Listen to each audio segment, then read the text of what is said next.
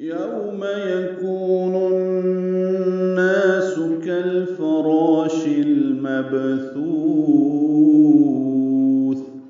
You اولین ہے، اونٹوں کو آگے لائیں گے، نہ تمام کھول کریں گے، میم کو جلدی پڑھیں گے. یکون میں کو واو مدہ ہے، دو حرکات لمبا ہے. نون کو الناس کے نون سے ملا دیں گے، ادغام شمسی ہے، نون غنہ ہوگا، آواز ناک کے بانس سے ملے جائیں گے.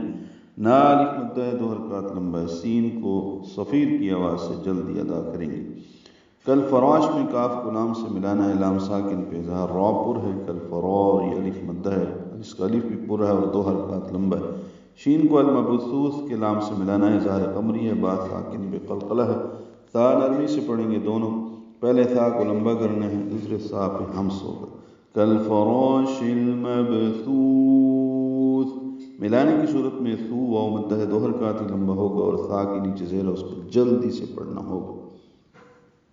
وہ دن جب لوگ بکھرے ہوئے پروانوں کی طرح ہو جائیں گے.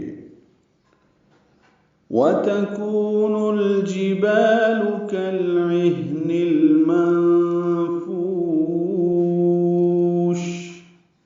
واو ہونٹوں کی نا تمام گلائی سے ادا کریں گے، دو واو ہیں. کو واو مدہ ہے، یہ لمبا ہے، دو حرکات.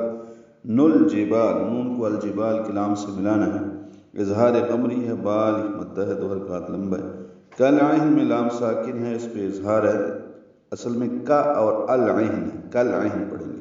عین وسط حلق سے ادا کریں گے، ہا سے ملائیں گے، ہا ساکن ہے، اس پہ ہمس کریں گے، یعنی سانس جاری رکھیں گے.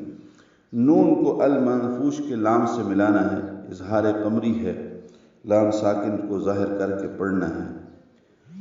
اور منفوش میں نون ساکن، اس کے بعد فا کی وجہ سے اخفا ہے، فا کو لمبا کریں گے. شین میں تفشی اور ہمس ہوگا وقفاً. کالعہن المنفوش. اور پہاڑ دھن کی ہوئی رنگ برنگی اون کی طرح ہو جائیں گے.